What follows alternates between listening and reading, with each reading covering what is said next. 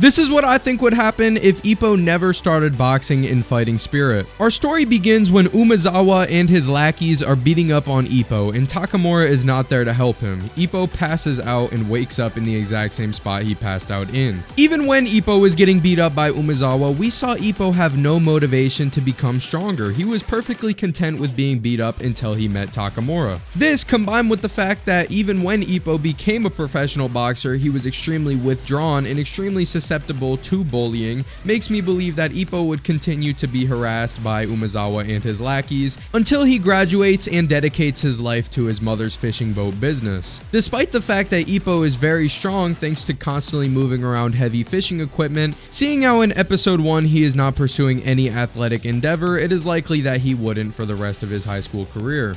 And that's pretty much it for Ippo. I think he would live a pretty unfulfilling average life where his potential is completely unrealized. But this is where it really gets interesting. Let's talk about the side characters. Starting off with Umezawa. Without Ippo starting boxing, I don't think that Umezawa would have saw the error in his ways. He most likely would have continued down a delinquent path similar to Kimura and Aoki's backstory, with the small possibility that he himself discovers boxing, as he does have an immense interest in it. However, I think that it is very likely that Umezawa, without taking Ippo as an inspiration to become a manga artist, continues to be a useless delinquent. Next up, Aoki. I don't think Ippo's presence in boxing affects Aoki too much. However, it is constantly implied that Aoki as well as Kimura work a little harder when Ippo is around because of his work ethic affecting them. However, I think Aoki still meets Tomiko and uses her as inspiration towards winning his fights. So with the motivation of Kimura, Takamura, as well as Tomiko, I think his career stays relatively the same,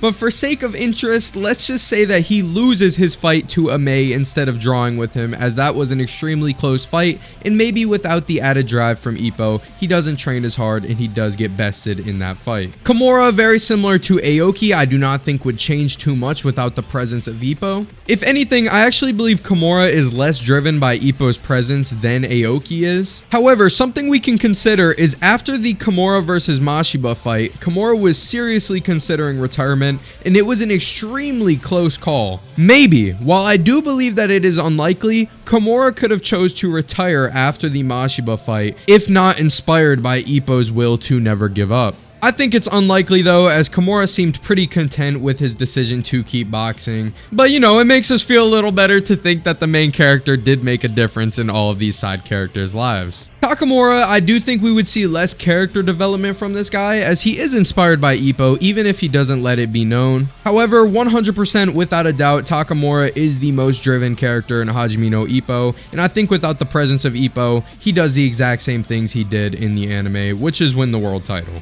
I think this specifically because when we are given more insight with his relationship with Kamigawa as he is going for the world title, we see that he is far more complex than just Ippo's mentor. Takamura was going to win the world title no matter what. It's concrete. With Ippo or without him, it was happening. Now, unfortunately, I don't think Kamigawa changes all that much either. I mean, Ippo is definitely the second most talented fighter in the Kamigawa boxing gym, but with Takamura's presence, Kamigawa is not going anywhere. He understands his role as a coach, and he understands that he has to be a great coach. The gym's popularity would definitely be a little bit lower without the presence of Ippo, who is a pretty beloved fighter by the end of the series. It goes without saying that some fighters such as Barf Michi would have never started boxing, but at the end of the day, I think the trajectory of Kamigawa as well as the gym stays very similar to the one that it was on. Now the question becomes, if Ippo is not the main character, then who is? Who goes and gets the Japan title? As much as I would like to answer that question by saying Sendo, I don't think we can forget that the whole reason Miyata left the Kamigawa boxing gym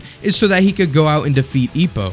So if Miyata stayed at the gym, he would probably get some similar fights to Ippo. However, let's not forget that Miyata was not as good of a fighter that he was chopped out to be at the beginning of the series. I mean, he lost to a very underdeveloped Ippo. So without the urgency to change thanks to getting smacked around by Ippo, is he just another scrub boxer, or does he continue to develop as if he got whooped by Ippo? Despite the fact that Miyata is not very genetically gifted, and despite the fact that he somehow developed unnaturally fast after leaving the Kamigawa boxing gym, I don't think that it would be right to ignore how good Miyata actually got after leaving. It is even heavily implied that Miyata is a better fighter than Ippo once he becomes the OPBF featherweight champion. But let's press rewind on the tape and say that after Miyata lost to Mashiba, he used that motivation to become a better fighter. It's not explained all too well what actually happens to a fighter's career after they lose in the Rookie King tournament. I mean, think about it. For example, once Jason Ozma lost to Ippo, we never saw him fight again. The only characters we saw fight in Japan again after losing in the Rookie King tournament, besides Miyata obviously, is Hayami as well as Kobashi. And it's really not discussed what happened to their career after losing in that tournament and what are the implications of it. So as we don't know for sure, and this is just some sort of stupid fan fiction I got rolling right now, we're gonna say that Miyata, after losing to Mashiba, kept training, kept becoming a better fighter, and beat some cannon fodder and eventually fought Sendo, where he would lose and then develop even more as a fighter. When Miyata developed in the storyline where Ippo is a boxer and he became the OPBF champion,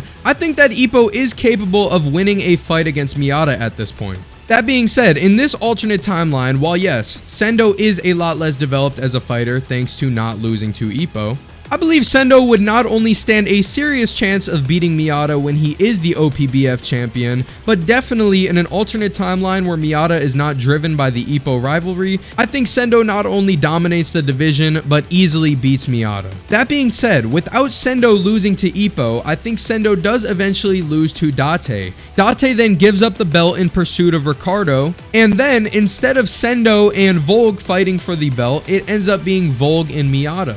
Because Volg never met Ippo, his entire perspective on boxing is completely shifted. Is this enough for Miyata to defeat Volg? I don't know. Honestly, I think this fight could go either way, but at the end of the day, I don't think that this fight matters too much, as Sendo would just get the belt back.